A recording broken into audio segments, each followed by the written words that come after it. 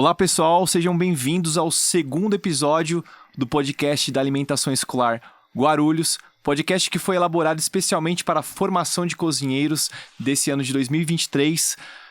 Eu sou Rodolfo, nutricionista da Alimentação Escolar, e nesse momento nós vamos discutir um assunto super importante e necessário, que é o NAE, Necessidades Alimentares Especiais. Tanto nós nutricionistas como vocês cozinheiros, comunidade escolar no geral, com certeza já deve ter observado um crescimento significativo do número de crianças com NAE nas escolas. É um desafio gigante para a gente, nutricionistas, cozinheiros, todos nós, até porque essa é uma responsabilidade compartilhada e a gente vai falar sobre isso também. Para discutir sobre esse assunto, tanto eu, Rodolfo, nutricionista, temos aqui também Denise, nutricionista da Alimentação Escolar, a Dê, que trabalha na divisão técnica do NAE, né? Então vai conseguir contribuir bastante com a gente. Dê, valeu pela participação. Olá, aí. Pessoal. Temos aqui ainda a nossa convidada especial, Cris Tavares, que esteve no primeiro episódio e está participando do segundo. A Cris que trabalhou conosco um tempo na alimentação escolar. No seu finalzinho de trabalho na alimentação, trabalhou na sessão técnica, ainda era a sessão técnica do NAE. Hoje é uma divisão. Colaborou bastante com a evolução dos atendimentos nutricionais, tem uma bagagem legal, vai nos ajudar bastante. E aqui conosco também a nossa nutricionista Valéria Herrera, que faz atendimento nutricional exclusivamente no nosso departamento, tem muita bagagem, muita história bacana, vai colaborar bastante com a gente nesse bate-papo. Bom, para começar, eu queria perguntar para Dê. Ô Dê, existe alguma base na legislação que fale um pouco mais sobre os direitos da criança em relação ao NAE? É bacana a gente começar com essa pergunta, né, para dar um pontapé inicial. Existe, Rô, existe. As próprias leis que norteiam o atendimento do PNAE, do Programa Nacional de Alimentação Escolar, garantem esse direito aos alunos com NAE. A 11947 de 2009, a 12, especificamente do NAE, 12982 de 2014, e a gente vê também na Resolução 620 de 2020. Elas dão o direito, né, ao aluno com necessidade alimentar especial, o direito de uma alimentação adequada para o seu estado de saúde. A Val vai contar pra gente um pouquinho, Val, quem são esses alunos? Quem são os alunos com necessidades alimentares especiais? Hoje, a demanda das necessidades alimentares especiais dos nossos alunos tem alergias das mais variadas, que é a exclusão do produto alergênico, alergia a ovo, tiro ovo, alergia a amendoim, tiro amendoim, alergia a leite de vaca. São vários tipos de alergias das mais variadas e juntas. Tem criança que consegue ter tudo. Tem alergia a leite, a ovo, tem alergia a trigo, a várias coisas. A gente tem as nefropatias. Por incrível que pareça, no ano passado eu quase não atendi problema renal. E esse ano eu acho que a gente já está no número de 11 crianças, sabe? E eu acredito que isso seja pelo excesso do consumo de sal, salgadinho, né? E tá aumentando muito o número de crianças com problemas renais, que é a exclusão do sal apenas, gente. Olha, alergia, retira o produto alergênico. Nefropatias, as que eu atendi na alimentação escolar, é basicamente a retirada do sódio e alimentos salgados. DM, que é diabetes mellitus, que é a exclusão do açúcar, basicamente, e também para as nossas crianças diabéticas tem um outro ponto. Eles precisam, às vezes, de horários diferentes para fazerem as refeições. Principalmente quando a criança descobre que é diabética, no começo do diagnóstico, ela tem uma quantidade de insulina desajustada, né? Então, eu vou contar rapidamente uma criança que a gente atendeu, descobriu que era diabética. Aonde ela foi atendida? Uma criança de periferia, não tem convênio médico, ela foi atendida num pronto-socorro. Lá no pronto-socorro, ela ficou internada por um período, ela saiu de lá com uma super dosagem de insulina, porque estava muito alta, né? E assim, já fazem acho que 15 ou 20 dias, que ela saiu da internação, e já vai começar a frequentar a escola, só que ela ainda não conseguiu ajustar as doses da insulina, porque o médico do pronto-socorro, ele socorre, abaixa a insulina, mas não ajusta a dose. Quem faz isso é o endocrinologista. Então, ela não conseguiu ajustar essa dose de insulina, então ela está tendo picos de hipoglicemia, abaixa muito a glicemia dela. Então, o que a gente precisa da escola nesse momento? Proibir essa criança de frequentar a escola porque ela está com diabetes descompensada? Não, a gente não pode, a gente tem que acolher essa criança. Só que eu vou precisar que ela faça refeições em horários diferentes das demais. Então, isso é uma demanda dos alunos com necessidades alimentares especiais. Normalmente, a criança com diabetes, ela precisa tomar insulina, só que na escola eu não tenho ninguém para aplicar insulina nela. Ela precisa fazer um destro, que é medir quanto está a glicemia dela pela ponta dos dedinhos, que faz um furinho e mede para ver quanto está a glicemia.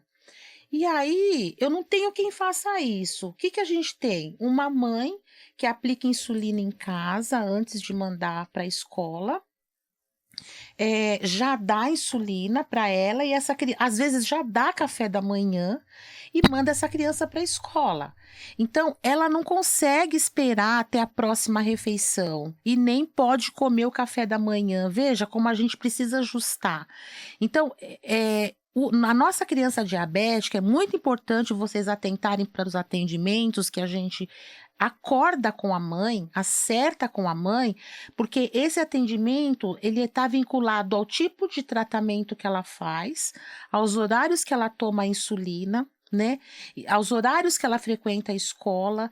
Então, eu acho que um pouco mais complicado dos atendimentos que a gente faz é da criança diabética, porque está relacionado principalmente aos horários das refeições, que precisam ser diferentes. Mas aí é uma questão realmente de acolhimento. A gente tem paralisias cerebrais que a gente atende na rede, que basicamente não é mudar o cardápio, é alterar a consistência do cardápio para acolher essa criança, né? A gente tem a doença celíaca, gente. A doença celíaca, a criança, ela não pode com o glúten, né? E a gente, hoje em dia, graças a Deus, a gente tem alimentos especiais para crianças que têm essa intolerância, que não consegue absorver o glúten. Então, antes a gente não tinha nada para oferecer para essa criança, mas hoje em dia a gente tem uma gama de biscoitos, de pães, né, que essa criança tem para receber. Então, a gente não vai alterar praticamente nada o cardápio dela, o cardápio é o mesmo das demais. A gente tem intolerância à lactose, alergia a leite de vaca. 2 patologias diferentes, mas basicamente só altera o leite de vaca. O cardápio também continua o mesmo, né? E nessa questão, a gente também tem a lei que a Denise citou, ela também contempla assuntos religiosos, né, Denise? Não teve uma mãe, parece que teve uma pergunta, como que foi? Foi uma cozinheira. A cozinheira no Instagram, ela perguntou se a gente tinha, se existia alguma lei que falava sobre a questão religiosa, né? Que dava direito à alteração do cardápio devido à religião. E sim. Gente, na lei, a palavra religiosa, ela não está descrita, mas está questões culturais. E nós, da Prefeitura de Guarulhos, da Alimentação Escolar, nós interpretamos questões culturais, questões religiosas e questões culturais, estilo de vida, por exemplo. Vegano, vegetariano. Exatamente. Quem é vegetariano, quem é vegano, a criança, ela chega na escola com um hábito de vida na casa dela. Não sou eu que vou mudar em 15 minutos de refeição, a gente tem que respeitar. Então, respeitar estilo de vida, culturas, respeitar. Se a criança é adventista do 7º dia, não come carne de porco, eu tenho a obrigação de respeitar. A criança é vegetariana, eu tenho a obrigação de respeitar, ok? Val, durante muito tempo a gente falou também das preferências e aversões, que a gente não fazia parte da necessidade alimentar especial, né? A gente não trabalhava com preferências. Só que daí vieram as seletividades, por exemplo, dos autistas, do TDAH. Fala um pouquinho pra gente. A gente recebeu também uma pergunta falando sobre essas dificuldades dentro da cozinha. Da seletividade. Da seletividade alimentar, que é essa alteração de cardápio Com base Então, na seletividade do aluno. Assim, gente, a seletividade, para vocês cozinheiras que acham que é uma exclusividade, por exemplo, do autista, não é. Que eu tô falando com cozinheira que entrou há 6 meses, 1 ano, e tô falando com cozinheira que tem mais de 20 anos de casa. A gente sempre teve crianças seletivas. Criança que passava e só pegavam arroz, não é verdade? Comia só arroz, ou comia só a carne, e não só criança. Eu tenho professores seletivos também, que só comem a mistura, só comem a salada, só comem os legumes. Então, a seletividade é uma questão que nos acompanha há muitos anos. Só que ela começou a ficar mais em evidência e começou a exigir o nosso atendimento nutricional quando ela veio junto com a criança autista. Criança autista, que tem uma série de limitações, ela veio também com diagnóstico de seletividade alimentar, que na verdade é um distúrbio alimentar, gente. A seletividade é um distúrbio como uma anorexia, como uma bulimia, né? Como uma compulsividade, a seletividade também é. Só que a gente nunca deu o devido valor, a gente nunca deu importância, porque ela vinha de uma forma isolada por uma criança que está lá correndo, que é só arroz, tudo bem. E o que a gente ensinava para essa criança seletiva? Enchia o prato dela, a gente falava assim para a professora, a gente sempre orientou, educação nutricional, como se faz? Você coloca um pouquinho de cada alimento no prato. Um pouquinho de arroz, um pouquinho de feijão, nunca muito, porque a criança tem um estômago pequeno, às vezes uma quantidade exagerada de comida no prato causa até náusea, ânsia na criança, a gente pede para nem colocar. Então, a gente sempre falou, gente, coloca um pouquinho de arroz, um pouquinho de feijão, um pouquinho de legume, um pouquinho de verdura, carne, um pouquinho de cada coisa, sempre separadinho no prato para a criança. E oferece. E a criança não quer, ela só quer arroz, eu vou dar só arroz? A gente falava não.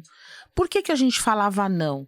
Porque em casa a criança já faz o que ela quer, não é assim? Na maioria, de uma forma geral. Em casa, mãe, eu quero só arroz. A mãe coloca só arroz. Não sei se acontece isso, né? A maioria, com a pressa do dia a dia e tal. E na escola é um ambiente onde a criança tem a oportunidade de conhecer novos sabores, né? Quais são? A criança tem o direito de conhecer o que é doce, o que é salgado, o que é amargo, o que o paladar dela vai agradar. Ela tem esse direito de conhecer. Só que a mãe, o pai, com a correria do dia a dia, você começa a introduzir um alimento para a criança. Você não tem paciência de fazer uma educação nutricional.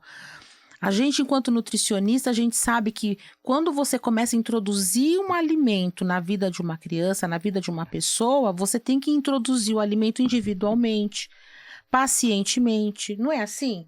Você acaba apresentando 10 vezes o alimento até a criança ter uma familiaridade com aquele sabor, com aquela textura.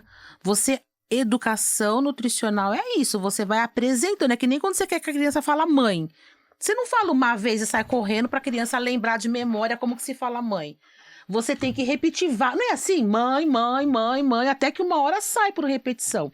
E educação nutricional é a mesma coisa, você tem que apresentar um alimento de cada vez, individualmente, até a criança aprender a se familiarizar. Isso não é com é com todas as crianças, com todo ser humano. Aprendizado se faz assim. Com o autista, ele tem comportamentos rígidos, restritos. A apresentação não serão de 10, 15 vezes.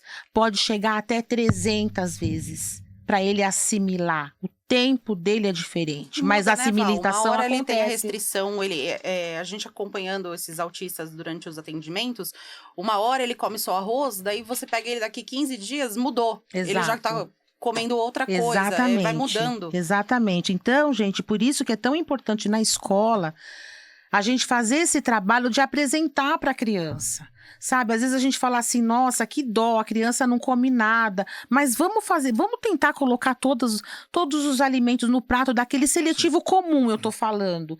Só que em outras formações a gente falou sobre o quê? Acho que eu tô falando demais, Denise. Não pode falar. Em outras formações, o que a gente falava? Sobre a interdisciplina... disciplinaridade da alimentação. Então, a professora começa na sala de aula a abordar o tema alimentação. Qual será o cardápio de hoje? Arroz, feijão.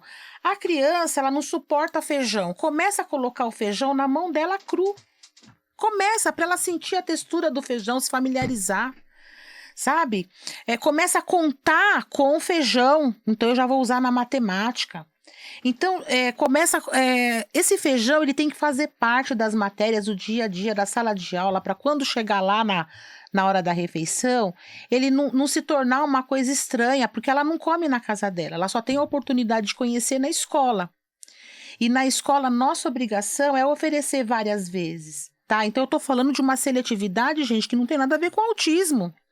É uma seletividade que acontece com muita gente, sempre aconteceu nas escolas. E a gente sempre tentou combater.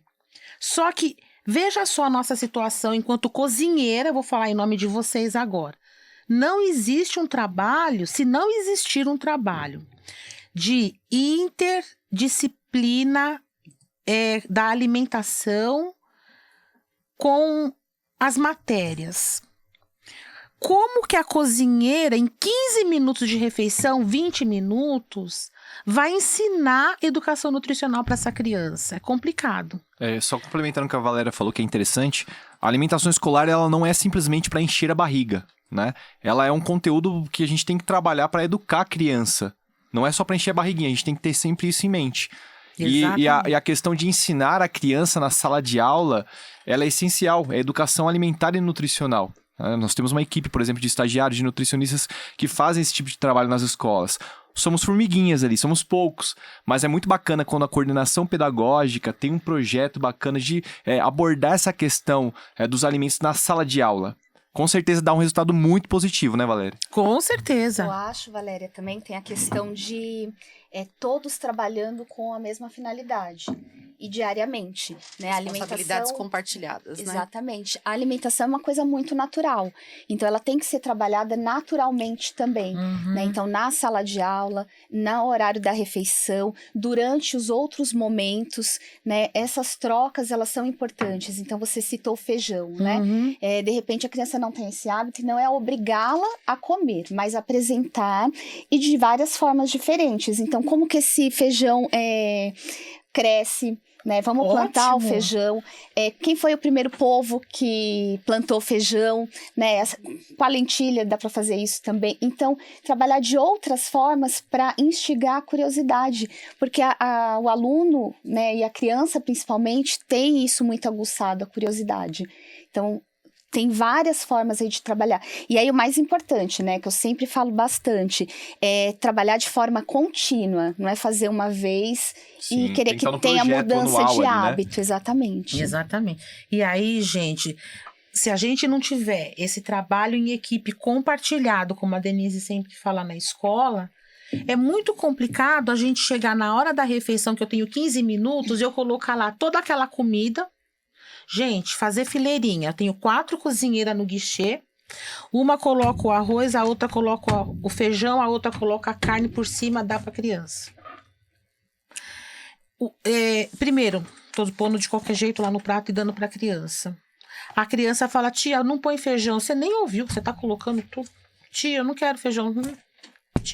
Sabe, depois de 30 dias, 1 ano, você conhece aquela criança, não existe um trabalho de educação nutricional lá. Você acaba dando arroz puro para a criança, porque você consegue fazer educação nutricional sozinha lá na hora? Não tem como. A criança sente ânsia se ela come feijão. Você não pode obrigar a criança a comer. Então, educação nutricional, como a Cris falou, não é obrigar. Se todo mundo trabalhar junto, e aí eu já vi, isso é possível. Eu já ouvi casos onde a professora falou, isso com uma criança autista. O que você, depois de tempo de terapia, que eu vou chegar lá, o que você não gostar, deixa do ladinho, deixa nesse outro prato. Então, deu um prato limpinho para a criança e um prato ela comia. E depois de tempos de terapia, que terapia nada mais é do que esse estímulo de várias maneiras, né?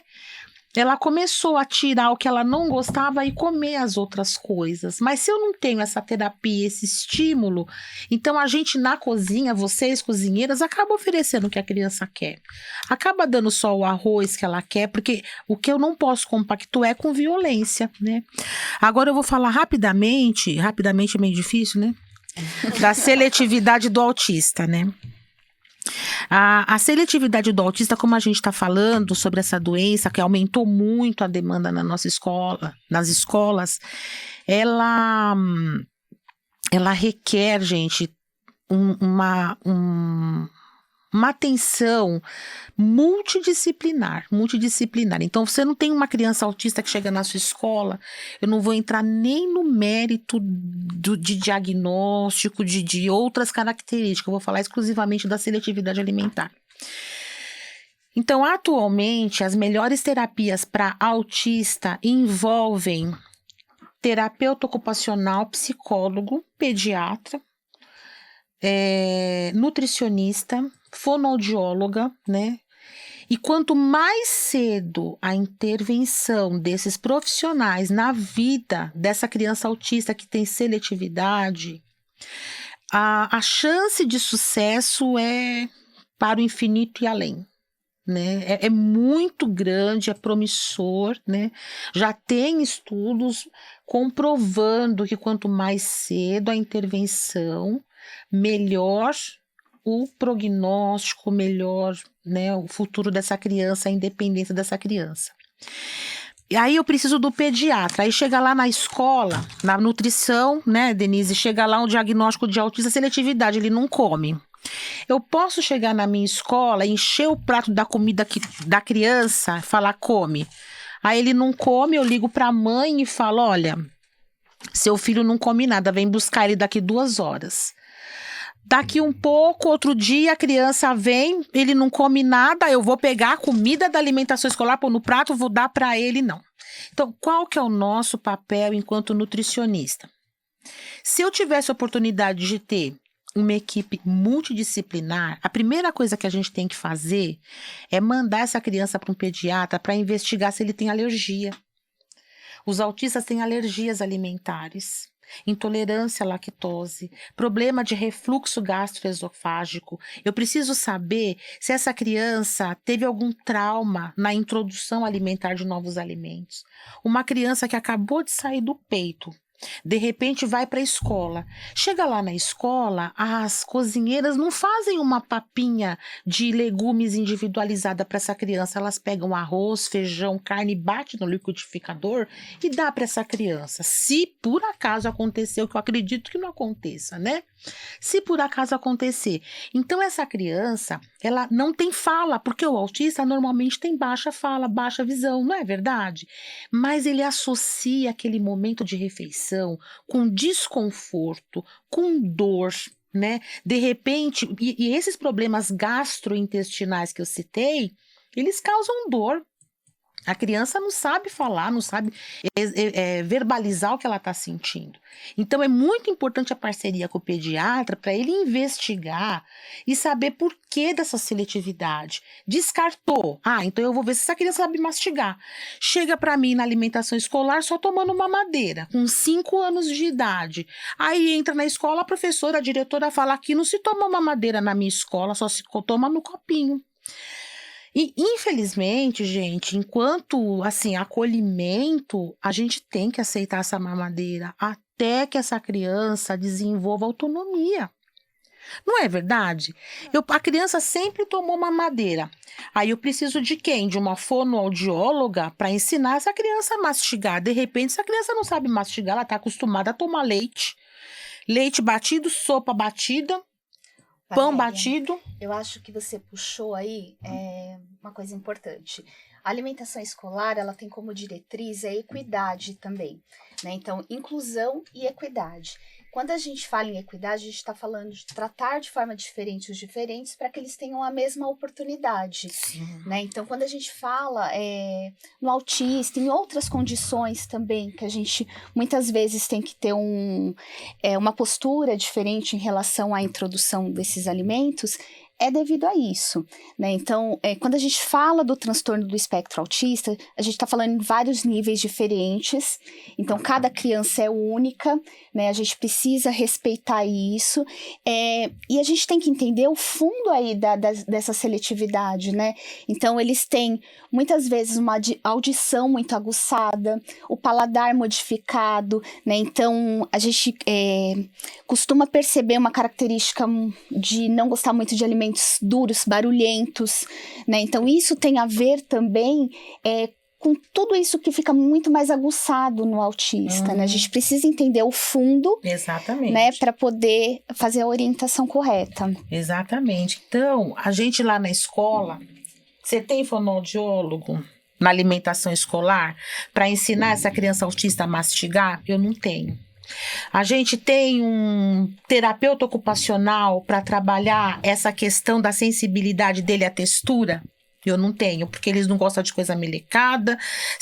Não, eu não tenho, mas eu preciso, eu tenho provas, trabalhos provando que se a criança for exposta a esses alimentos, fizer um trabalho, né, ela vai se acostumar e vai ser feliz para sempre, gente, com as dificuldades dela. A gente estava comentando hoje que uma não gosta de pôr o pé no chão, a outra gosta de pôr o pé no chão, e o autista não gosta de pôr a mão na meleca. Vocês entenderam? Então, vamos saber o que está acontecendo, por quê, mas eu preciso de um terapeuta para diagnosticar e criar ambientes para essa criança se desenvolver, mas eu não tenho lá na escola isso. O que eu tenho lá na escola? Eu tenho professora, eu tenho uma lei de inclusão para acolher essa criança e eu tenho que ficar com ela na escola cheia de seletividade alimentar que não come absolutamente nada. O que eu falo para vocês? Eu vou pegar aqui, ó. Eu acho que eu posso estar mostrando esses exemplos dos autistas que eu atendo para vocês darem uma olhada, tá? Aqui eu tenho um autismo com seletividade alimentar leve. Se é leve, gente, ele vai ficar na escola, tá? Nem que ele não coma de tudo, mas eu vou fazer o meu trabalho de educação nutricional, mas se tá escrito que é leve, eu já não preciso me preocupar, que eu já sei que ele come alguma coisa. Só que ele tem, além do autismo, ele precisa ter uma dieta sem glúten e uma dieta sem caseína, leite de vaca. Por que eu separei esse trabalho aqui? Essa criança, gente, que tem pediram a médica para não ter glúten e não ter caseína, ela não é uma criança alérgica, não é. Mas existem profissionais que estão caminhando para essa linha. Eles estudam crianças que se comem glúten e tomam leite de vaca, não vão... vai prejudicar o desenvolvimento da criança. E a gente vai respeitar. E a gente vai respeitar porque a mãe tá nessa linha. Então, vai chegar... Por que eu tô falando isso? Porque vai chegar na escola de vocês profissionais perguntando o que a criança autista come. Quais os horários das refeições. Vai começar chegando, porque hoje em dia o tratamento para autista, que inclui atividades profissionais interligadas da área da saúde, precisa todo mundo estar alinhado para o desenvolvimento do autista. Então, se chegar na escola de vocês uma pergunta do terapeuta ocupacional, do psicólogo, qual o horário da refeição dessa criança, quantos minutos ele tem para se alimentar, é importante que vocês respondam, que vocês colaborem com esse tratamento, porque faz parte, a escola está alinhada, a família está alinhada, a clínica, se ele tiver a oportunidade de estar fazendo, todo mundo está na mesma linha. Então, é nossa obrigação, enquanto escola, dar as informações que eles precisam. Aqui, gente, então essa criança, ela tem várias restrições alimentares, mas eu só mostrei ela por causa dessa intervenção da equipe multidisciplinar, que está tendo essa procura nas escolas, tá? Tem um outro autista aqui que eu quero mostrar para vocês, que ele tem seletividade alimentar. Então, vocês vão achar no atendimento que está escrito assim, olha... Existem alimentos proibidos, que o nosso atendimento alimentar tem uma lista de permitidos e proibidos para as cozinheiras novas que talvez não saibam, né? No caso do autista, não tem alimento proibido nesse caso especificamente. Mas, devido à seletividade alimentar, ele tem aversões. ou preferências alimentares, gente. E essas aversões a gente coloca no atendimento, elas podem mudar daqui uma semana. Hoje eles odeiam arroz, amanhã eles podem vir a gostar de comer arroz, né? Então, o que a gente faz? Enquanto escola, enquanto nutricionista, eu escrevo aqui, olha, gente, quais os permitidos? Leite com farinha, mucilon que a mãe envia. O que ele toma em casa, essa criança? Só mamadeira. Só mamadeira, leite, e quando não tá comendo, deixa eu ver aqui. E quando essa criança tá comendo, gente, sabe o que a mãe faz? Ela pede para ele comer salgadinho, biscoitos recheados, refrigerante, sucos em pó, né? Então, a lista de preferências dessa criança é uma lista que não é saudável. Então, vocês não vão encontrar aqui na lista de permitidos que a nutricionista apresenta para vocês opções não saudáveis, né, Denise? A gente libera a mamadeira para ele permanecer na escola, porque eu preciso que essa criança autista fique na escola, né? E valorizar o que ele come. Se ele comer uma bolacha, gente, ele tá comendo uma bolacha, ele não tá em jejum. Se ele conseguir tomar uma mamadeira de leite, ele toma uma mamadeira de leite, ele não tá em jejum. Então, a gente está tratando a seletividade alimentar do autista dessa forma. A gente pede que a escola faça um trabalho de educação nutricional apresentando o cardápio diariamente e como se fosse a primeira vez, como a gente citou, introduzindo alimento por vez, apresentando alimentos na escola não só para o autista, mas para todas as crianças, né? E se a gente não tiver sucesso, a gente vai dar alimentos dessa lista de preferências que a gente investiga com a mãe. A gente investiga com a mãe qual o gosto da criança, qual a temperatura que ele está acostumada, como ele está acostumado a comer, se parado, sentado, porque o autista, ele dispersa. O autista, às vezes, precisa que você dê comida na boca. Então, cada atendimento que a gente faz lá no departamento com o autista, a gente precisa atender a especificidade dele. Você quer que ele coma, mas ele nunca comeu sozinho. A mãe sempre deu na boca.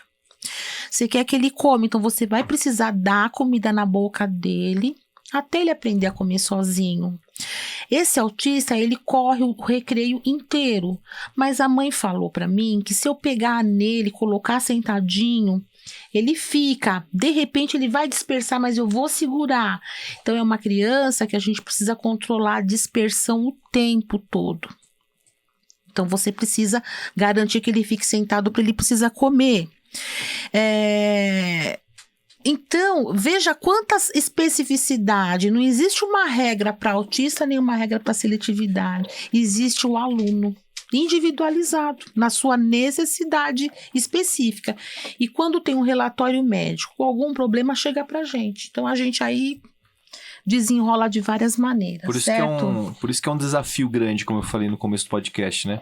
Porque é uma coisa que tem que ser muito personalizada. Muito. Né? E nós tratamos o atendimento nutricional, inclusive, de uma forma personalizada. Sim. Isso acabou fazendo com que Guarulhos até fosse referência na questão do atendimento nutricional. Por mais que nós tenhamos diversos desafios, algumas fragilidades, mas a gente ainda consegue ser destaque nesse tipo de trabalho, porque o nosso atendimento ele é personalizado. Não é um relatório pronto, né? A gente leva em consideração as particularidades do aluno para fazer a adequação da alimentação escolar. É isso mesmo. Quando você vai investigar seletividade alimentar, eu tenho criança, como eu falei para vocês, como tem mães que bate comida no liquidificador, tem criança que aprende a comer apanhando e leva isso, trauma para a vida inteira. A gente tá falando de seletividade, acho que cabe a gente contar que a gente tem experiências exitosas também, né, coisas muito legais na alimentação escolar. A gente fez até um vídeo recente, né, Rô, sobre o trabalho de uma das nossas cozinheiras, da Heloísa, do Heraldo Evans. Boa. Do Heraldo Evans, aonde ela prepara pratinhos personalizados, né, Rô? Sim. A Heloísa, ela faz todo dia ela faz uns pratinhos decorados para as crianças. Acho que não sei se são 3 ou 5 crianças. São 5 que eles não comiam. Né? São 5 autistas. Comiam, como que era? Eles pediram um sorriso pra ela, né? A gente tem até o videozinho no Instagram, quem quiser uma olhada lá. Mas basicamente um deles pediu, acho que pra ela dar um sorriso, ela começou a decorar, acho que com um sorrisinho. E é óbvio que isso vai melhorar a aceitação da criança. Ela vai aceitar muito mais esse alimento. Ela sente acolhida, seja né? ela se sentiu acolhida autista no ou momento da não, refeição. né? Ela vai se sentir acolhida, com certeza. Um pratinho bonitinho. Não ela só começou bonito, a comer depois saboroso, que ela né? começou a fazer a decoração, Eu não lembro Rô? necessariamente Eu acho se- que foi. Eu não lembro necessariamente se foi por conta disso, mas eu tenho certeza que através desse trabalho ela conseguiu fazer a criança se alimentar de outros alimentos que talvez ela não tinha um hábito. Por quê? Tá decorado, tá bonitinho. Óbvio que não, as cozinheiras não vão decorar os alimentos, os pratos de todas as crianças, né? Não tem como a gente fazer isso. Mas é aquela atenção, aquele carinho, o ato de montar. E simples palavras acabam incentivando muito as crianças. Uma coisa de errado que eu vejo, por exemplo, vai montar o pratinho e falar, se você não quiser, joga no lixo. Pessoal, quebra totalmente a parte de educação alimentar e nutricional isso. Monta ali, dá o mais bonitinho possível que você consiga e fala pra criança, olha, come, tá uma delícia. É uma coisa simples, não precisa ser nutricionista, não precisa ser formado em nada pra falar isso. Tá uma delícia, come, a gente já fez com todo carinho. A gente tem vários casos de sucesso dessa forma. Que a criança começou a comer por conta desse incentivo. Isso seja um autista ou qualquer criança, acaba incentivando legal. Muito legal. Ô, Val, vamos falar um pouquinho antes do atendimento nutricional. Quando o pai chega com relatório de atendimento relatório médico lá na escola e entrega para a secretaria. O que eles têm que fazer antes do nosso... Porque a gente sabe, a gente tem uma filinha de atendimento nutricional, né? Demora alguns dias para a gente conseguir realizar o atendimento. Como os cozinheiros devem se portar lá na escola quando eles recebem essa orientação que o aluno tem uma necessidade alimentar especial? Bom, a primeira coisa, gente, que não deve acontecer é uma criança deixar de frequentar a escola porque ela tem algum tipo de restrição alimentar.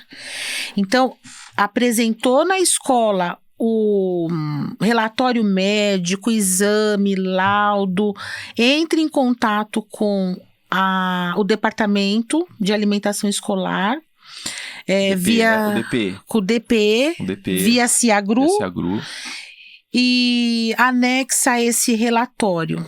E a criança já vai começar a frequentar a escola e a escola tem a obrigação de restringir o alimento alergênico. É isso. Ah, mas eu não sei se tal alimento tem. Se vocês tiverem qualquer dúvida, entre em contato com o DPE e a gente tira as dúvidas de forma emergencial por telefone. Mas a criança deixar de frequentar a escola ou entidade parceira por causa de restrição alimentar é proibido. Tá? Teve até quando a gente abriu a caixinha no Instagram uma pergunta, porque essa realidade acontece, né? Elas sempre estão esperando lá o atendimento nutricional, pais que não entregam, às vezes fala que a criança é alérgica, mas não entrega o laudo.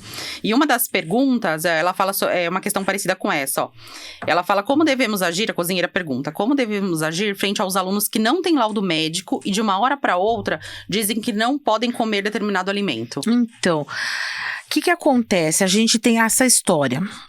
Preferências, a gente não trabalha com preferências, não é assim? A criança só gosta de arroz. Mas é porque ele só gosta de arroz, não tem nenhum problema de saúde, né? Eu não vou fazer, ele não come arroz, por exemplo, esse não come arroz. Eu não vou fazer um macarrão porque ele não come arroz. Eu não gosto de ovo, hoje é dia de ovo, eu não vou fritar bife para ele. Isso é trabalhar com preferências, não é verdade? Mas tem uma outra questão de quando a mãe chega, gente, e fala assim, olha, meu filho não pode tomar leite de vaca porque ela percebeu que quando ele toma leite, ele passa mal e passa mesmo, né? As mães sabem muito bem o que acontece com os filhos dela, mas ela não conseguiu um laudo médico, não conseguiu.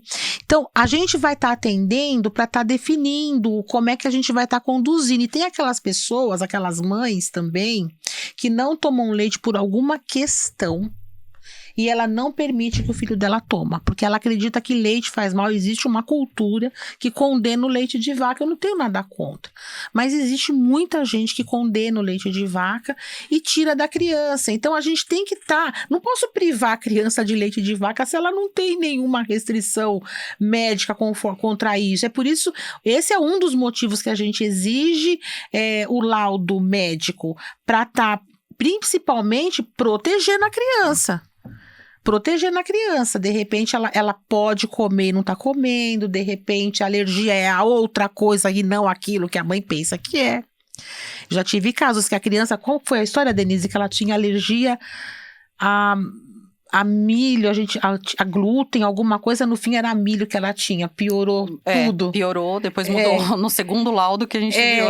Então, às vezes, esse negócio de achar, nós não somos médicos, a gente o primeiro não acha. tinha laudo, né? O primeiro não tinha laudo. Quando chegou o laudo, a gente tava fazendo errado. Então, como todo mundo tira leite, eu vou tirar leite. Então, tiro leite. Como todo mundo tira glúten, eu vou tirar glúten. A criança tinha alergia a milho. Pronto. Resta o quê? Então, o laudo é fundamental para a proteção da criança, ok?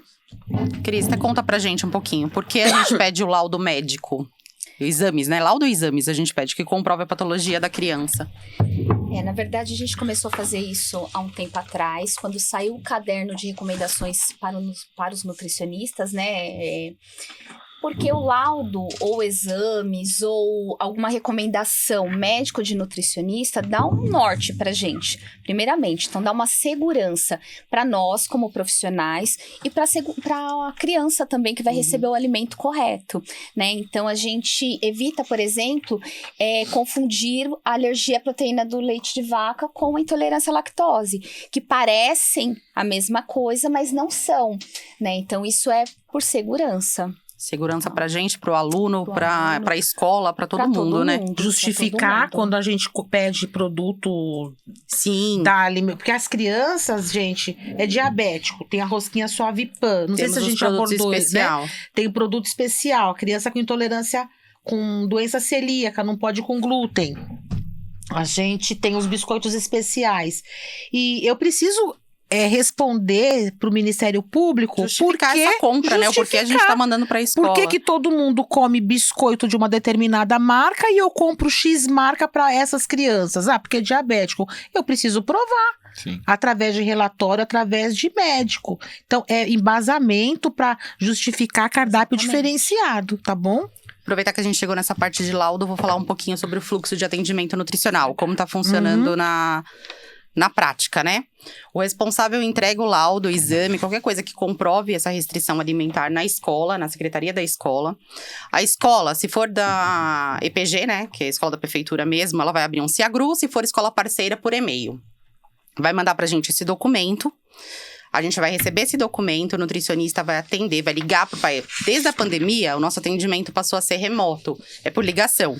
O nutricionista entra em contato com o responsável e faz o atendimento por telefone. Depois disso, a gente encaminha para a escola, pelo próprio CIAGRU ou por e-mail, o relatório de atendimento nutricional. Nessa hora, a gente liga para a escola para avisar que a gente está mandando. Só que a gente não tá conversando diretamente com os cozinheiros, né, Val? Não tá. Antes, gente, só para quem é novo na rede, não entende muito bem por que a gente faz por telefone. A gente tinha uma demanda de atendimento pequena, né, Em 2013, quando eu entrei, era 313 atendimentos. O ano passado, 1.600. Hoje em dia não tem a menor condição da gente voltar a fazer o atendimento como era. Entenderam? Presencial Olha nas escolas. Diferença. A gente não consegue. 2013, 300 mais ou menos 313. O ano passado, 1.675. Então, e aí, o que a gente fazia? Eu ia para a escola, eu e as outras nutricionistas, e a gente agendava lá 4 crianças. As 4 faltavam no dia. A gente voltava para casa, a gente usou o carro, gasolina, tempo, ficamos a manhã toda na escola e a gente não conseguia atender nenhuma criança, né? Então, com a tecnologia, né? A pandemia fez a gente... tivemos que nos reinventar aí e esse atendimento começou a ser remoto. Começou a ser remoto. E aí, o que está acontecendo agora? A Denise passou o fluxo. Antes, a gente entrava em contato com vocês, com a cozinheira, falava, olha, eu atendi a criança tal, da professora tal, da série tal, do horário tal. Vocês vão fazer isso, certo? O que começou a acontecer? Imagina, 20 às vezes atendimento num dia que a gente está em mutirão lá. Então fica eu, a Viviane, a Alzira, a Andréia e a Ironi. Falei todas? fazendo atendimento nutricional. E o que aconteceu num dia? A gente começou a ligar na escola, a gente liga e chama a cozinheira na cozinha. E tinha uns 10 atendimentos da mesma escola nesse dia. Imagine os 10 atendimentos na escola. Ligava lá, a assistente da gestão atendia. Você pode chamar fulana lá na cozinha, por favor? Ah, vou chamar. Passava 15 minutos, chama por favor a fulana na cozinha, vou chamar. Nesse dia nós ligamos... E nutricionistas diferentes, então a gente não sabia que a gente estava ligando um monte de vezes na mesma escola. Pode ser uma fragilidade nossa, né, gente? Da gente não ter juntado os atendimentos, mas aconteceu um estresse nesse dia, que a gente ligou 10 vezes na mesma escola. No dia seguinte, tá aumentando muito. Aí o que a gente decidiu? Não, a gente não vai cansar o cozinheiro reclamou, alguns cozinheiros reclamaram, né? A gente começou a gerar ódio nas cozinhas, né? E gerar ódio é uma coisa que não nos faz o fluxo, bem. Né? Na hora que você tá servindo, a gente ligar né? e pedir pra falar sobre atendimento nutricional é complicado. A gente quer facilitar a vida das pessoas, ajudar. Eu não quero carregar essa carga, né? A gente não quer carregar essa carga de ódio nas costas. Então, o que a gente definiu lá no departamento? A gente definiu que a gente vai atender. Vamos mandar o atendimento por escrito, via Ciagru. Aí, o que a gente faz? A gente entra em contato com a escola e fala, olha, acabamos de fazer o atendimento da criança tal. Já está no Ciagru disponível, por gentileza. Pegue uma cópia para a cozinheira, uma cópia para o prontuário da criança e uma para a professora. Isso, essa era a continuação do fluxo, é isso mesmo. Em não 3 vias, isso. Não é isso que a gente faz agora. E aí, vocês entregam para a cozinheira. E qualquer dúvida, entre em contato com a nutricionista que fez o atendimento. A gente começou a fazer isso, mas a gente teve alguns problemas, não tá tendo, Dê? Teve. De chegar produto especial, a escola não imprimiu, porque a gente pede o quê? Imprimam 3 vias, entregue pra todo mundo, né? Cozinha, professor, prontuário. Só que daí chegou um envio, a gente fez um envio de um produto especial, por exemplo, o iogurte. Chegou na escola, a cozinheira não sabe pra quem servir. Daí ela liga e perguntou, recebi o iogurte, não sei pra quem servir. Quando eu falo o nome do aluno, ela fala, mas eu não tenho esse relatório aqui. Não sabia que o cozinheiro passou a não saber que o nutricionista já atendeu aquela criança. Então, a gente tá pensando, é um desafio pra gente agora. É um desafio, mas olha, se você... Pra melhorar, né, essa comunicação. Diretora, vice-diretora, está assistindo Foram convidados. Esse podcast, a gente pede encarecidamente. Porque chamar a cozinheira na cozinha atrapalha muito o fluxo de trabalho de todos vocês na escola, porque a gente sabe a correria. Mas, eu quero que esse entendimento do atendimento aconteça. Então, a gente pede mais uma vez. Chegou o documento, encaminha para a cozinha, encaminha para o prontuário, encaminha para a professora e qualquer dúvida ligue para a gente. Deixa eu ajeitar aqui o microfonezinho da Valéria. Tá. Pra captar melhor aqui assim. Aproveitando que você falou com a gestão, que você falou sobre... Eles foram convidados a participar, né? A assistir a nossa formação. Uhum. Eu quero pedir também uma organização quanto ao programa Leite em Casa. Que a gente pede para eles se organizarem. Quando a gente envia esse relatório de atendimento nutricional, né? Prontinho. Eles terem, o pessoal da secretaria, uma planilha onde tem todos os alunos que são considerados alunos com NAI, né? Com necessidades alimentares especiais. Pelo menos o nome do aluno, o leite que vai receber, né? E a data que a gente realizou o atendimento nutricional. Porque facilita na hora de renovação e é uma organização legal.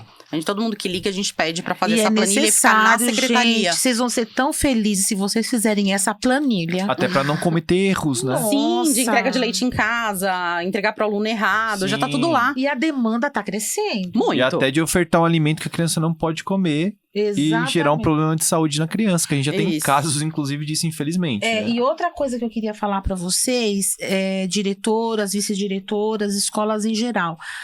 O programa Leite em Casa dá direito a essa mãe escolher se ela quer o leite especial, que essa criança tem direito, ou continuar recebendo leite de vaca integral, ok? Se ela não quiser receber a fórmula de soja ou bebida de arroz, ela tem direito a receber o leite de vaca integral. E essa informação consta na segunda página do nosso atendimento nutricional, que ela se responsabiliza. Ela sabe que aquele leite não serve pro filho dela, Exato. mas ela não quer receber. Até porque, às vezes, toma outro tipo de leite em Exato. casa, não toma o soja, não toma… De repente, gente, uma família que tem 10 filhos, uma criança tem alergia ao leite de vaca. Não gosta de leite, por sinal. Ela não vai receber leite nenhum? Então, é um direito, não é… O recebimento de leite especial no programa Leite em Casa está vinculado ao nosso atendimento nutricional, Boa. mas a gente respeita a opinião da mãe. Perfeito. E tá lá.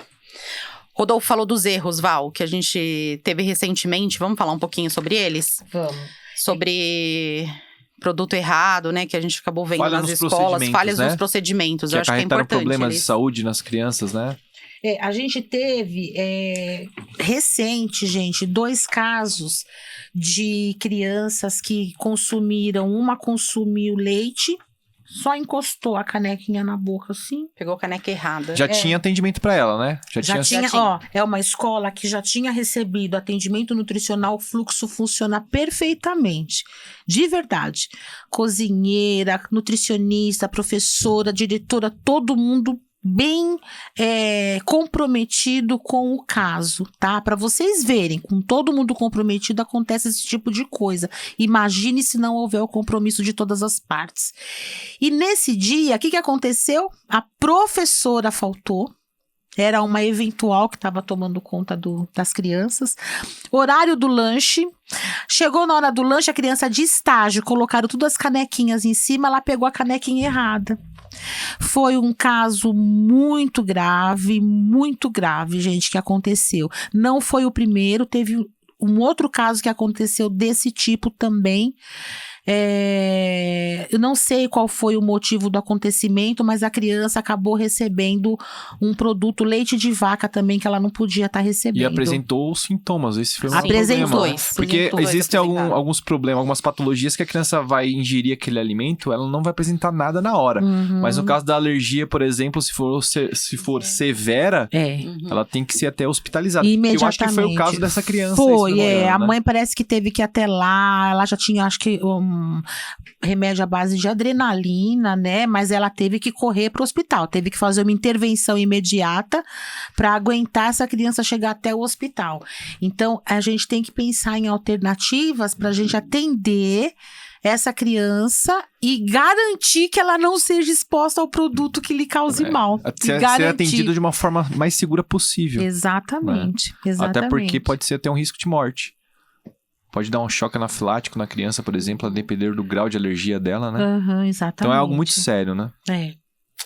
Acho que cabe a gente falar um pouquinho agora sobre… Eu fiz um vídeo, na formação do ano passado, eu falei sobre isso no vídeo do NAI, falando sobre a diferença da alergia à proteína do leite de vaca e da intolerância à lactose. As estagiárias fizeram um vídeo recentemente, né, Rô? Que tá no Instagram também. Mas a gente recebe todos os dias perguntas sobre. Principalmente no dia que elas recebem o iogurte zero lactose. E elas ligam perguntando por que o do aluno com alergia à proteína do leite de vaca não chegou. E a gente explica, né, Val? Fala um pouquinho pra gente sobre essa diferença da alergia e a intolerância. Cris também, quem puder falar um pouquinho. Eu acho que a principal coisa que a gente precisa abordar nesse assunto é como que funciona no organismo da criança a alergia e a intolerância, né? Então, a gente tem ali alergia à proteína do leite de vaca, que pode ser caseína, por exemplo, mas pode ser outra proteína, que vai ativar o sistema imunológico. Então, a criança que tem alergia, o sistema começa a funcionar em cadeia, né? Então, se for uma alergia severa, como o Rodolfo falou, lógico, os sintomas vão ser muito piores, né? No caso da intolerância à lactose, a criança não tem uma enzima que quebra o açúcar do leite, que é a lactose, né? E a enzima chama lactase. Então, quando a gente ingere essa enzima, ela vai ser ativada, esse açúcar vai ser quebrado para ele poder ser absorvido. Se ela não tem essa produção, ou tem uma produção reduzida, ela vai sentir enjoo, às vezes tem diarreia, são sintomas diferentes, né? Então, começa por aí. Normalmente, a alergia tem sintomas de pele, né? Pode ser prurido, pode ser coceira, pode a criança ter até febre, porque é sistema imunológico, né? Pode ter asfixia, né? Choque anafilático. Pode ter vários outros sintomas diferentes. Então, a intolerância é mais a nível gastrointestinal, né? E da proteína de leite de vaca, a alergia é sistema imunológico, tá? Então, acho que precisa saber muito bem essa diferença, porque quando vocês mandam, é importante essa diferenciação. Atualmente a gente está com 2 produtos que mostram, que dificultam, né? Que geram essa dúvida no cozinheiro. O nosso suquinho da marca Shefa, que ele pode conter leite, então para os intolerantes à lactose, eles têm uma tolerância e a gente pode oferecer. Já para os alérgicos a gente não oferece. E o iogurte, principalmente o iogurte zero lactose, que a gente não manda para os alérgicos e manda para os intolerantes. Isso. A nossa opção, tanto para os alérgicos à proteína do leite de vaca, quanto para os intolerantes à lactose, é o leite de soja, que é o soy milk. E a gente recebeu uma pergunta no Instagram, quando a gente abriu a caixinha, falando sobre a aceitação do leite de soja para aluno. O que fazer com que eles não aceitam o leite de soja? A Valéria gosta desse leite de soja. Eu adoro leite de soja, de verdade, né? Eu e a Denise, a gente fala muito a respeito de leite de soja ou é fórmula de soja? Eu falo leite. Só para esclarecer, mas gente, o leite só vem de mamífero, não é verdade, sim, dona sim. Mestre? A Cristiane sabe me responder. Leite, gente, só vem de mamífero, mas não corrijam a gente, porque a maneira de falar leite de até no atendimento soja, nutricional popular, a gente né? coloca leite de soja. Arroz, é cultural, por isso falamos assim, ok? E aí o pessoal reclama, querem leite mais gostoso, né? Querem o leite mais gostoso. O leite de soja, a fórmula de soja é para criança, né? Que tem alergia, leite de vaca. E a criança, ela se adapta com qualquer sabor na primeira infância. Tá? Eu garanto isso para vocês podem pesquisar. Na primeira infância, a criança se adapta com qualquer sabor, desde que ela seja apresentada ao novo sabor. Experimenta hoje um pouquinho, amanhã mais um pouquinho, depois de amanhã mais um pouquinho, até o paladar dela se acostumar, gostar, ela vai querer tomar. É paciência, né? É Isso me fez paciência. lembrar uma coisa, Val. Há um tempo atrás, nós fomos numa escola fazer um teste de aceitabilidade do leite de soja, lembra? E nós fizemos com crianças alérgicas, intolerantes e crianças que não têm nenhum problema, né? Que não precisa dessa exclusão. E foi muito interessante, né? Foi muito interessante porque as crianças que não têm problemas, que precise não tomar esse leite, né, essa fórmula, gostaram, né? Mas por quê? Diluição correta, né? Muito importante a é questão da importante diluição. isso, porque se tiver aguado, gente, nenhum Isso vai, é pra né? A gente fez a opção coisa, batido aliás. com fruta também, né? A gente fez Exato. puro, batido com fruta. Com banana, que é uma aceitação muito grande, com maçã, né? E nós fizemos para as crianças não alérgicas e não intolerantes, das duas formas, o leite de vaca com banana e maçã e o leite de soja. E aí nós ficamos surpresos, porque o leite de soja foi mais aceito ainda, porque ele fica com aquela espuminha se ele é batido na diluição correta, né?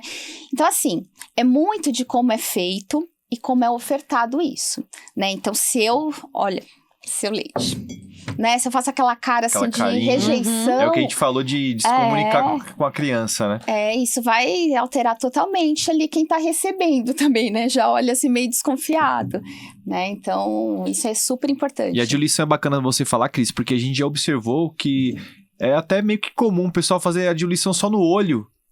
Ah, eu acho que tá bom. E muitas vezes não tá bom. Às vezes tá exagerado, né? Ou então tem pouca quantidade daquele alimento na solução ali com a água, né? Então é importante que a gente siga a recomendação do fabricante. São 2 colheres, coloque 2 colheres. Está em ml, peso, tem a balancinha, dá pra gente pesar também, pra garantir que tá na diluição correta. Pra facilitar a aceitação também, né? E por isso que a gente, no atendimento nutricional, quando a gente pede para introduzir a fórmula de soja na vida da criança, o que a gente pede? Gente, persistam no preparo e na oferta vários dias, né? E até a criança se adaptar, que a gente vai pedir que a mãe faça a mesma coisa em casa. Todo mundo junto. Nada da professora falar credo, todo mundo oferecendo, porque é um produto extremamente nutritivo. É um produto de qualidade. Algumas cozinheiras questionaram ser mais gostoso, porque existe linha Hades, de sucos de soja industrializados, saborizados, sabe? Que não é o nosso objetivo. E que tem muito gente. açúcar também, por isso que ele é mais palatável. Não é o nosso objetivo, entendeu? Então, vocês tenham certeza que a fórmula de soja que a gente utiliza para as crianças, ela é de excelente qualidade e ela é totalmente aceita, desde que oferecida da forma correta. Com tá paciência. Bom? Com paciência, né? De forma correta. Tentando fazer algumas adequações nela. Funciona batendo com muito, fruta. ela é muito boa mesmo. Essa diluição correta tá no rótulo. E tem uma cozinheira falando exatamente sobre isso, sobre rótulo. Ela quer saber como identificar se tem um produto alergênico, né? Que ela tem alunos com, por exemplo, com alergia à proteína do leite de vaca. Ela fala como saber se ela pode dar determinado produto. Então, o Rodolfo, gente, acho que ele até melhor do que eu para responder isso. Ele tem no Instagram dele, a gente vai estar fazendo, né, um vídeo complementar, não A é gente isso? tem no YouTube, gravado na época da pandemia ainda, um vídeo ensinando a ler o rótulo. Só que como a gente teve essas mudanças nas rotulagens e tal, é bacana a gente reformular esse vídeo. A gente vai estar fazendo um videozinho de leitura de rótulos de embalagem. Por quê? É muito simples ler rótulo. Tem gente que... Eu vou só pegar um produto aqui. Ó. Eu não sei se dá para você... Todo produto tem várias informações, não é? Que confundem muito a gente. Mas quando a gente precisa saber de ingredientes, ele deve estar em negrito, em caixa alta, visível, sabe? Agora, com a lei nova, o fundo sempre tem que estar branco. Não pode nem ter fundo bege, essas coisas. Isso não existe mais. Essa embalagem acho que ainda não se adaptou ainda, no caso, ainda né? não. Ela ainda vai... A gente ainda tem um tempinho ainda Tem um de lote, prorrogação, né? né? Até o final do ano. Mas... agora a lei exige até que o fundo seja branco, né? Então tem que estar em letra grande, lista de ingredientes. Então, por exemplo, esse produto aqui, chocolate, eu quero saber o que tem. Então eu quero procurar a lista de ingredientes. Onde que tá a lista de ingredientes? Lista de só falta não ter. Já pensou, Denise? Lista de ingredientes. Eu tô achando aqui, deixa eu ver. Lista de ingredientes. É minúscula, né, gente? Aqui, Pra ó, vocês. esse aqui, ó. Não contém glúten. Aqui, ó. Sugestão para o preparo, chocolate em pó enriquecido, 32... Ingredientes, açúcar, primeiro produto. Cacau em pó alcalino, solúvel, vitaminas e minerais. Então, eu posso dar para leite, que alguém perguntou, para criança que tem que é alergia a leite de vaca? Eu posso, aqui não tem leite, porque na lista de ingredientes... O fabricante, ele é obrigado a responder, a escrever exatamente o que tem no produto. É obrigado. Você não pode, por exemplo, massa de tomate. Você pega a massa de tomate e você fala, não vou dar para o meu filho que tem alergia a corante. Mas está escrito lá que só tem tomate. Não tem. Tem corante. Então, quer dizer, você está falando que o fabricante está mentindo e ele está sendo criminoso, porque se ele falar que não tem e tiver, isso é crime contra a saúde pública. Contra a saúde pública. Ele responde por isso. Então, gente, a lista de ingredientes, vocês têm que procurar no produto. Lista de ingredientes. É tudo que tem no alimento. Esse aqui é o chocolate Vida Mais da alimentação escolar que a gente utiliza. Ingredientes, está escrito açúcar, cacau em pó, vitaminas e minerais. Ok. O açúcar, eu posso dar para diabético? Ai, deixa eu aproveitar, Val. Eu trouxe esse produto exatamente pra isso.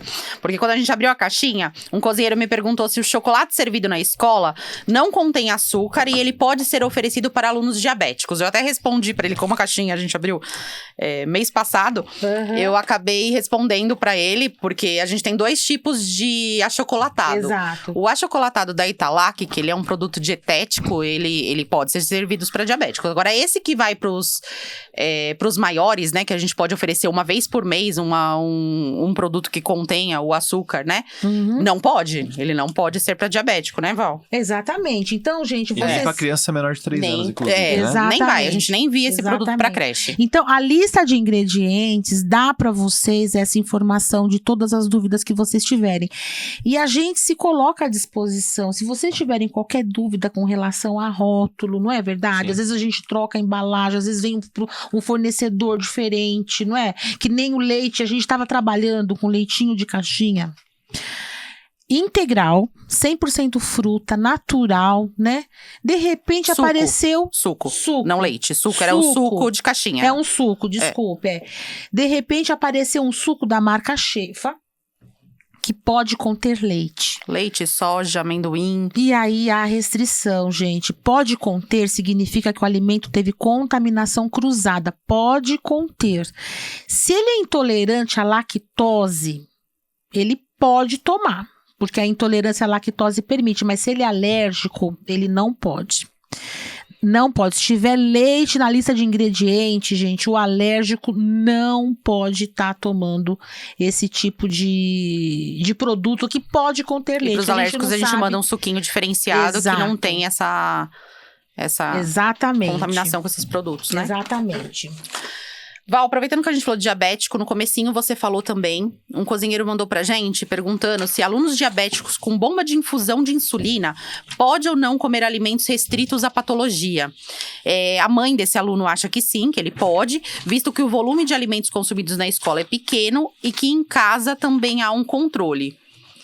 Então, Fala um vamos pouquinho, lá. você já falou no começo um pouquinho sobre a importância, né, da restrição do diabético. Exatamente. Então, deixa eu falar uma coisa para vocês. Quando uma criança descobre que ela é diabética, uma criança, é muito complicado para a família, porque essa criança, ela descobre normalmente numa festinha de aniversário, ela enche a cara de brigadeiro, e aí começa a passar mal, vai internada, foi lá, não consegue nem medir, dá mais de 500, de 600, de 1.000. Ou ela descobre depois uma festinha na escola, de alguma coisa, enfim, uma quantidade enorme de doce que ela tomou. É só essa a causa? Não. Hoje em dia, a gente sabe que o desenvolvimento do diabetes não está só relacionado ao consumo não. É genético, ela pode ter familiares, na genética dela realmente, o risco de desenvolver diabetes. Problemas emocionais. Eu atendi esse ano 3 crianças que desenvolveram, já tinham o gene para diabetes, a predisposição, e depois, por exemplo, de uma morte de um pai, desencadeou, a doença apareceu. Ela iria aparecer de qualquer forma, mas acabou antecipando, né? Então, o problema emocional está relacionado em qualquer situação, com qualquer doença, né?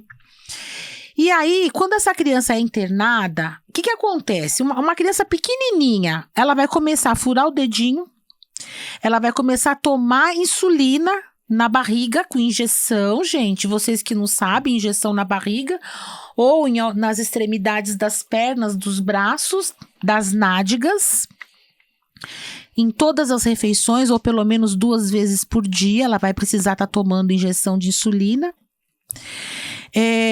Ela vai precisar parar de comer açúcar imediatamente, se ela não quiser morrer, ficar cega, amputar membro. Ela vai precisar parar de comer açúcar imediatamente. Não é mais comer e ter uma diarreia. Não é mais comer e sentir dor de estômago. Não. Empolar o corpo. Não. Se ela comer e a mãe insistir, ela vai ficar cega e ela vai ter problemas graves, gravíssimos, problemas, falência renal. Esse açúcar que a gente come, o diabético, que fica circulando, ele te cega e ele acaba com a sua função renal, né?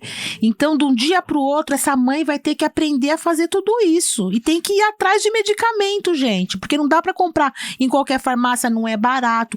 Muda completamente a vida, resumindo a história. Então, essa criança fica internada alguns dias e ela sai de lá especialista em diabetes. Cozinheiros e cozinheiras, a mãe dessa criança, ela sai do hospital normalmente especialista em diabetes. Então, quando eu faço um atendimento para uma criança diabética, quem me direciona o que fazer é a mãe. Eu não posso impor, mãe, o horário da minha refeição é às 7 e às 10. Não. Mãe, a minha refeição é às 7 e às 10 e ponto final. Isso é acolhimento? Que a criança diabética não é, né? Então, eu vou dar um exemplo aqui de um atendimento nutricional de uma criança que faz tratamento com insulinoterapia e contagem de carboidrato. O que significa contagem de carboidrato, gente? Essa criança, existe essa possibilidade que essa criança tenha a possibilidade de comer tudo. Ela pode comer brigadeiro, ela pode encher a cara de açúcar, ela pode comer o que ela quiser, desde que ela conte a quantidade de carboidrato e aplique a insulina equivalente a esses carboidratos que ela comeu. Eu, enquanto nutricionista, eu não é aquela questão de autorizar, eu não recomendo, porque uma criança diabética, ela deve fazer uma alimentação saudável como qualquer outro ser humano, como qualquer outra criança. Só que a contagem de carboidrato é uma possibilidade dessa criança ter uma glicemia melhor controlada. Ela tem a possibilidade, como eu falei, de comer mais alimentos de vez em quando. Ai, mãe, eu vou querer ir numa festinha. Tem a possibilidade. Isso não vai causar tanto dano do que se ela não fizesse essa contagem de carboidrato. Isso deu para vocês entenderem? Se a mãe fala, a criança faz contagem de carboidrato, é porque ela tem possibilidade de comer de tudo. Então, eu tenho escola na rede que a criança diabética, ela tem uma cuidadora. Ela tem uma cuidadora lá, graças a Deus, porque precisa para medir, para aplicar insulina, né? Precisa, a criança precisa ficar na escola. Eu vou mandar embora porque não pode aplicar insulina, eu tenho que dar um jeito dessa criança ficar lá. E aí, gente, alguém da escola, eu não sei quem, mas alguém da escola liga para a mãe e fala, olha, essa criança, ela vai almoçar bolacha da marca Liane e vai tomar suco da marca Aliança. Aí a mãe do outro lado da linha fala para ela assim, veja quanto tem de carboidrato no rótulo. Tudo que a gente oferece na alimentação escolar tem uma tabelinha de informação nutricional. Sabe a tabelinha que tem de informação nutricional? E tá escrito lá, carboidrato, proteína, valor energético, lipídio, gordura saturada, gordura trans, fibras e sódio. A mãe precisa saber quantas gramas tem de carboidrato. Aí você vai ler e vai falar, olha mãe, esse produto aqui, ele tem, olha aqui, ó, 90 gramas de carboidrato. A mãe vai fazer uma continha. Pela quantidade, né, preparada. Pela quantidade, não tem na tabela. Na tabela lá que ele tá tomando, na bolachinha, eu tenho 3 biscoitinhos. 3 biscoitos equivale a 15 gramas de carboidrato. Tá escrito, o fornecedor tem que falar. A mãe já tá acostumada, porque ela é professora em diabetes. Ela vai fazer a conta, vai falar pra cuidadora, olha, aplica 15 unidades, 2 unidades, 3 unidades, sei lá quantas unidades. Então, cozinheiro e cozinheira, se a mãe pedir na escola que eu preciso saber quantas gramas de carboidrato tem na comida que a minha criança vai comer, a gente tem obrigação de informar. Ok? Então eu vou falar para vocês, né? Até se tiver alguma dificuldade, pode até a diretora facilitar, tirando uma foto do rótulo, enviando para a mãe. Exato. Mas é um direito da criança. A contagem de carboidrato permite que a criança coma de tudo, sabe? Então eu vou colocar assim. Mas isso vai constar no atendimento nutricional também, né, Val? Isso que eu quero que você. Pro cozinheiro, a facilidade, o atendimento nutricional, quando eles recebem esse relatório, facilita a rotina da cozinha. É isso que a gente Porque seguir o relatório de atendimento nutricional. É isso que a gente tenta fazer. E são poucos os casos de contagem, ou não? Mas sabe o que acontece? São poucos, mas temos. Algumas cozinheiras vão falar assim, é que você não conhece a mãe da fulana da escola tal. Não é que você não viu a mãe do... A gente sabe quem é. A gente tem, 2, 3 mães. Gente, no universo de 200 mil, é pouco. Por isso que eu não vou considerar. Pessoas que estão fora da casinha, mas a maioria... Mas nós sabemos que elas existem, elas ligam pra gente toda semana. Elas ligam, mas a grande maioria são essas que eu quero enaltecer. É isso. Elas conhecem o filho delas, elas sabem o que dá, elas ensinam a gente. Então eu vou dar um exemplo aqui, olha, uma criança chegou pra mim e falou que a criança... eu vou falar o que eu escrevi aqui, olha, considerando que a criança só realiza o lanche na escola, considerando que a mãe está presente no horário do lanche, considerando que a criança realiza a contagem de carboidrato, ele deve receber o mesmo cardápio que as demais crianças, exceto apenas substituir o chocolate 50% por chocolate zero açúcar. Por quê? Porque para a mãe, quanto mais igual for a alimentação da criança, menos essa criança sofre. O que ela puder não causar de impacto para essa criança na cabeça dela, melhor. E aí, o que estava acontecendo? Que essa criança queria, na hora da refeição, ficou combinado na escola que essa criança receberia uma fruta. O que estava acontecendo? Como ela não tinha passado por atendimento nutricional, eu não tinha fruta na escola para atender essa criança. Então, a criança já não fazia a refeição. Por quê? Ela só pode receber a refeição se fizerem a contagem de carboidrato para ela e alguém aplicar insulina. Como não tem ninguém para aplicar insulina, nem para contar carboidrato, ela não come na escola. E ela sofre por causa disso. Então, o que ela faz? Ela come uma fruta. Só que aí, não passou com a gente ainda, não tinha fruta. Então, ela sofre porque não tem fruta. Então, a partir desse atendimento, o quê? A gente conversa com a mãe, com a criança, com a escola, não fica tudo esclarecido, não é melhor? O objetivo é esse.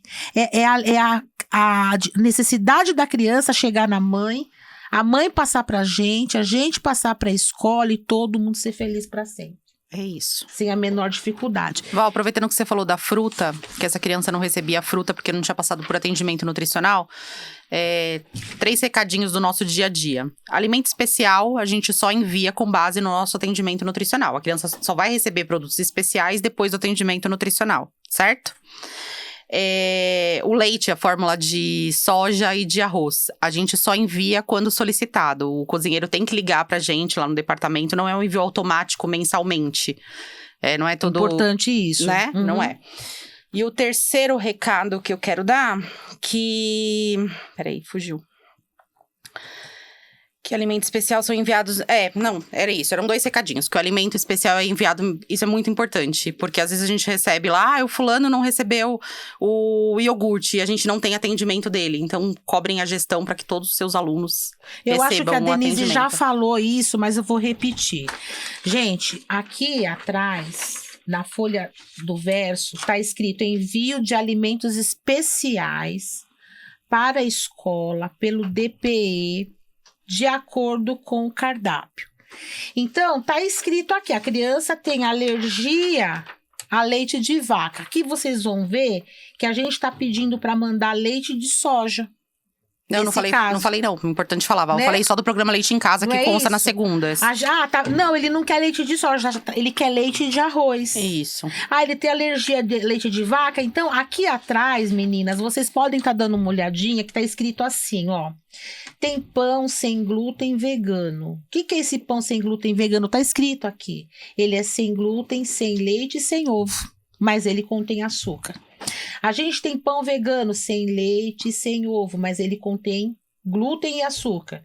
A gente tem biscoito sem glúten, que é o polvilho creque-creque. A gente tem vários Quando vocês receberem alimentos. esse formulário, esse relatório de atendimento nutricional, é importante já ver nessa segunda folha, para você já saber o que você vai receber de especial para o aluno. Exatamente. Tem os xizinhos, é facinho de olhar, e você já sabe que no dia do pão, você vai receber o pão vegano para o aluno que não pode leite, não pode ovo. Dê, vamos reforçar de novo aquela sua fala, porque eu acho que é importante. Qual? Quando acabar o leite de soja, a cozinheira precisa ligar, porque assim, quase todo dia a gente recebe mensagem de cozinheira, acabou e não enviaram.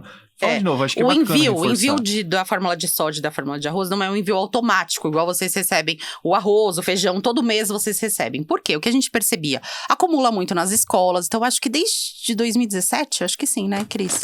Desde 2017, o envio não é mais automático. A gente envia quando vocês abrem a última lata. Por exemplo, Valéria atendeu um aluno que precisa do leite de soja. Eu vou enviar 4 latas para a escola e a gente pede que quando vocês abrirem a última lata na cozinha, avisem o departamento. Liga lá pra gente, avisa, ó, tô abrindo a última lata do fulano e preciso de leite de soja pra escola. E a gente faz o envio de novo. Legal. Direto do galpão da alimentação escolar. Esse lá. atendimento dessa criança que tem a diabética, que queria comer fruta na hora da refeição, queria não, é a opção que ela tinha para comer fruta, que não ia alterar a glicemia dela.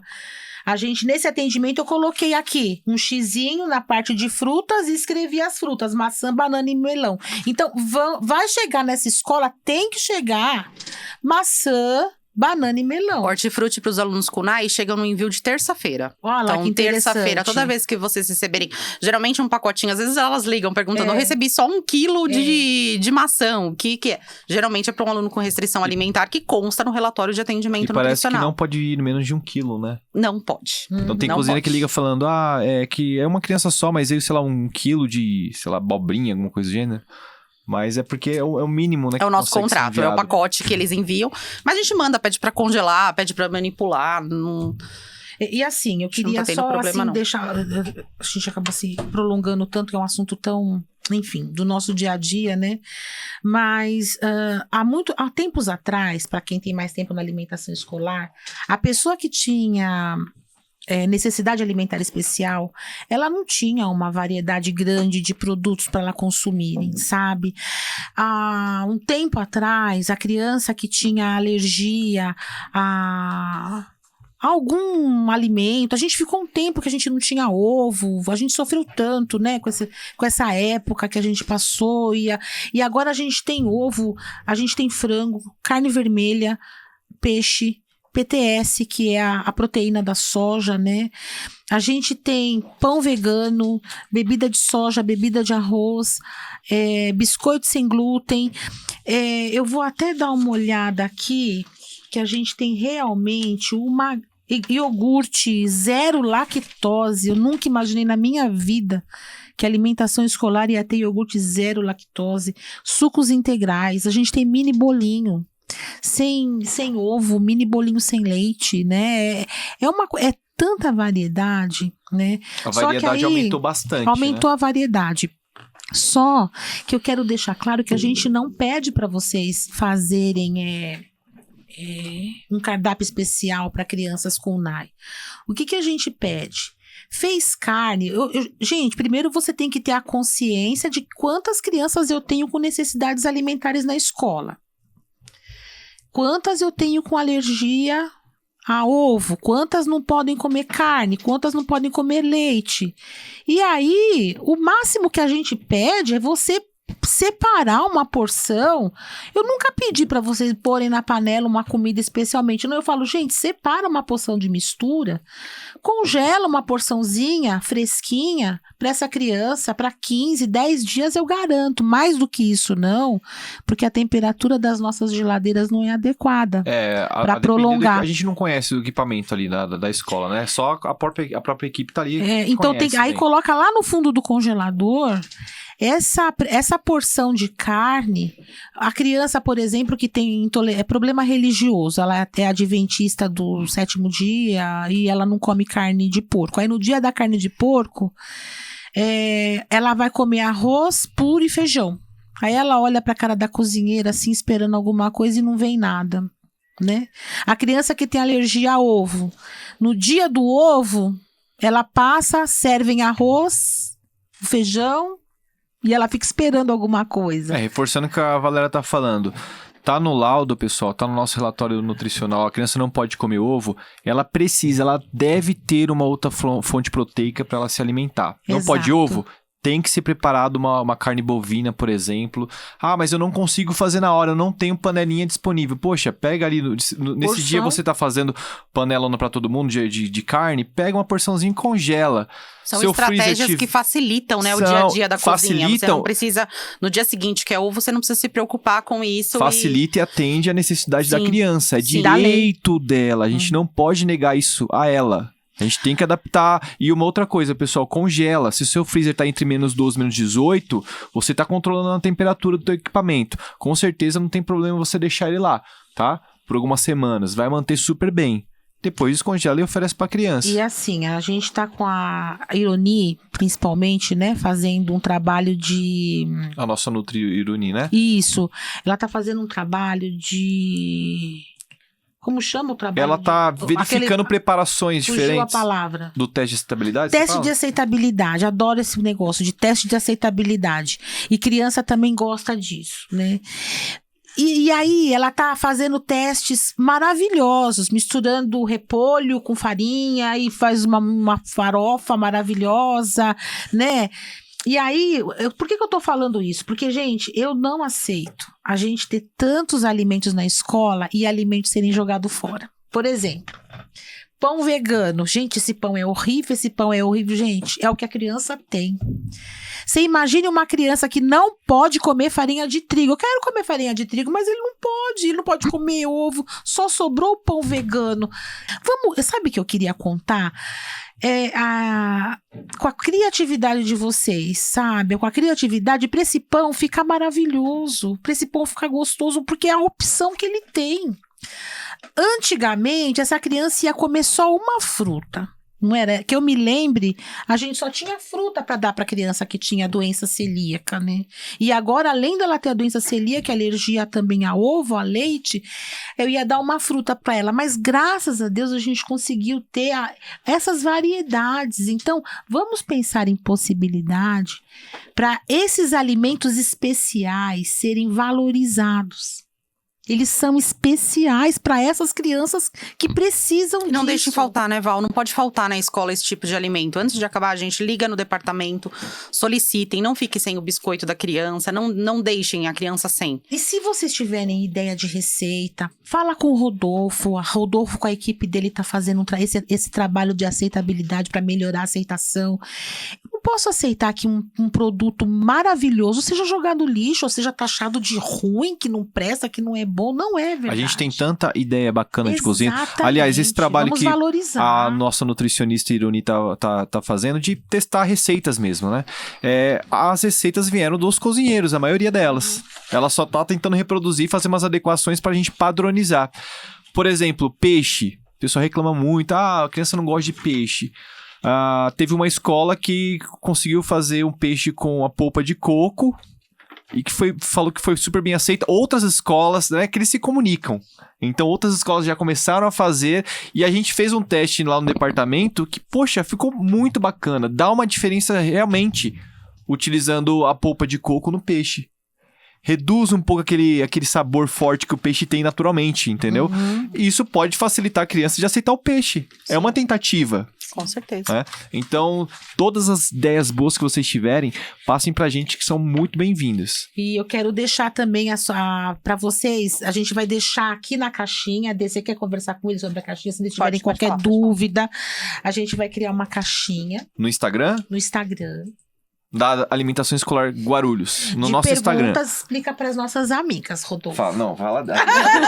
A gente vai deixar uma caixinha de sugestão, até para facilitar, né, a nossa comunicação. Se vocês estão sentindo alguma dificuldade na cozinha, pode ser na nossa plataforma também, que a gente vai estar acompanhando na própria plataforma onde está sendo a formação. A gente vai deixar as duas opções abertas. Então vai ter no Instagram, né, o Instagram da Alimentação Escolar, pessoal. Vocês estão vendo até no fundo aí, a Alimentação Escolar Guarulhos. Coloque lá no Instagram que vocês vão achar a gente. A gente tem utilizado muito essa rede social, né, pra trocar uma ideia com vocês, que é mais fácil. Pela plataforma Ava, que vai estar disponibilizado esse vídeo. Mas eu não tenho Instagram. Poxa, manda uma mensagem no WhatsApp que seja. Sim, né? Mas... Praticamente todos vocês têm o acesso ao WhatsApp. Manda mensagem que a gente também lê por lá. E é isso. Tem alguma consideração? Considerações finais aí? Perfeito. Gente, eu acho que tudo é planejamento quando a gente fala de necessidades alimentares especiais, né? Então, como vocês bem colocaram aí de congelamento, tudo é separar. Chegou na terça-feira, as frutas, deixa separadinho para essas crianças que vão precisar posteriormente, né? Não fica contando com o dia, né? Porções congeladas, deixar o mais fácil possível para que essa criança seja atendida mesmo. Há anos, né, a gente estudou isso e a gente verificou que tinham lacunas importantes que precisavam ser supridas, né? Então, o diálogo na escola é importante para um bom atendimento, ler realmente o relatório, se planejar na questão de deixar lá bonitinho para ser consultado, né? Então, carômetro, né, Cris? Exatamente. Uma tabelinha, alguma forma de identificar, né? Inclusive, o carômetro é muito importante, né? Com certeza. Para a equipe conseguir enxergar, ver a criancinha, ver o que ela tem, facilita no dia a dia. A gente tem que pensar em todas as formas possíveis de facilitar esse atendimento. Deixar o relatório disponível na cozinha. Exatamente. Perfeito. Bacana a Cris ter falado sobre isso, que puxou esse assunto do carômetro.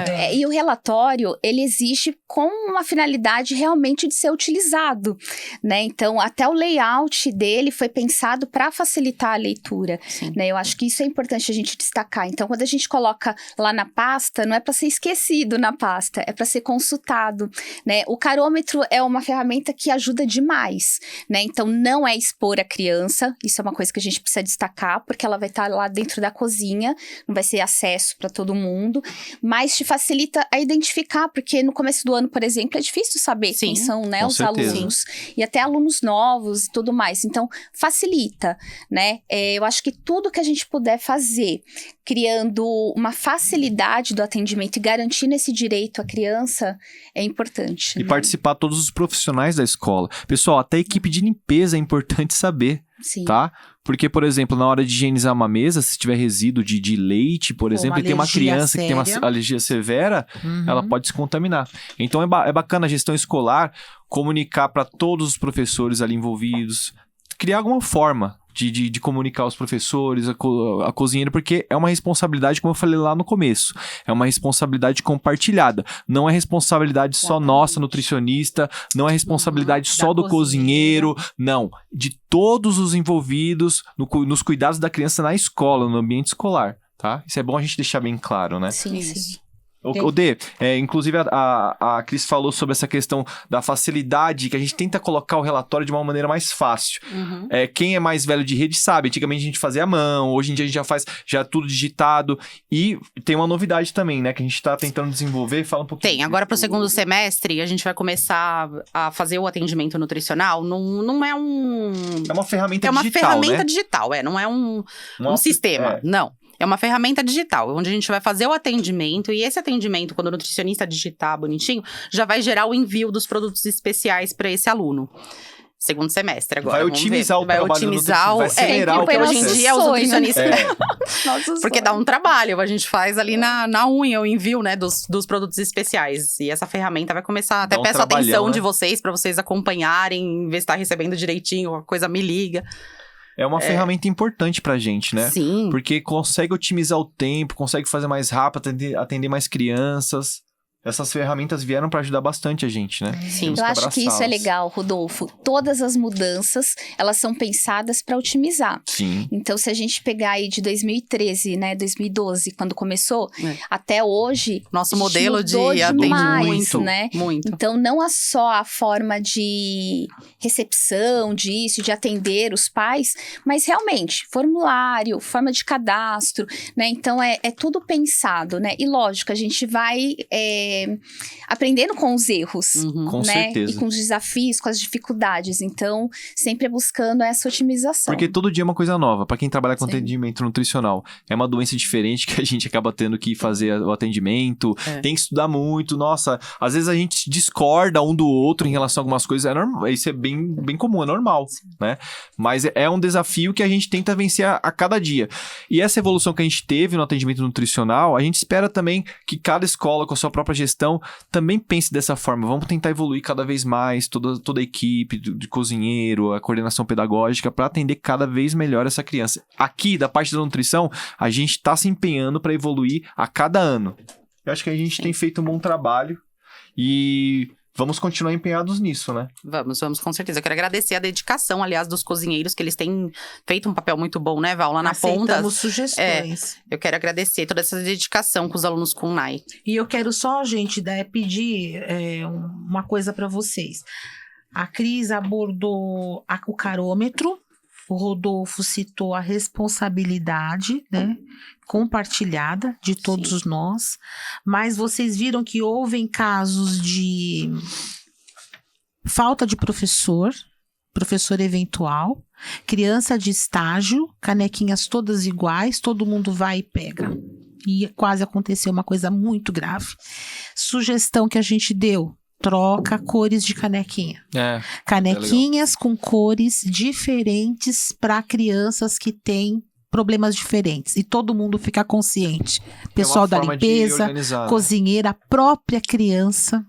A sua canequinha é vermelha. De todo mundo é azul, a sua é vermelha. Olha que sugestão legal. Que sugestão legal para vocês colocarem em prática e não colocar em risco. Porque, gente, incidentes acontecem, professores faltam, a gente se distrai. É muita criança. Quanto mais dicas a gente tiver para que funcione melhor. Então, fica a dica. E, a Cris falou que o carômetro expõe a criança, não fica lá dentro da cozinha. Pode colocar uma fitinha também.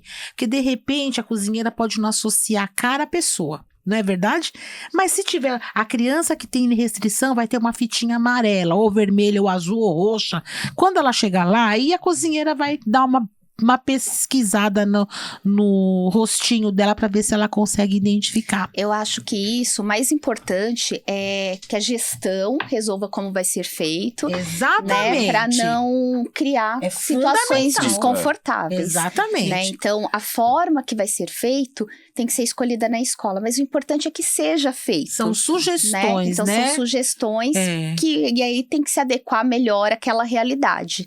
Né? E esses casos que a gente trouxe aqui para vocês são casos verídicos. Nós buscamos na rede casos de sucesso de crianças autistas que chegaram na escola sem comer nada. E a gente recebeu recebeu muitos casos, tá? De crianças que só comiam arroz ou não comiam nada. E graças a essa técnica de estar oferecendo, ofertando, inserindo, né?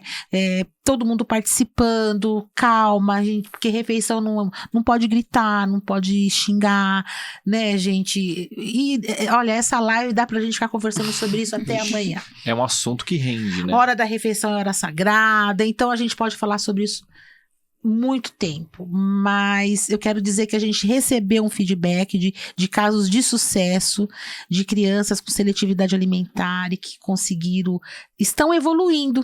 Estão no caminho, estão evoluindo, tá? Talvez demore um tempo maior do que os outros, mas a evolução é certa, não é uma dúvida. Com certeza. Tá, a gente tem vários casos de sucesso, né?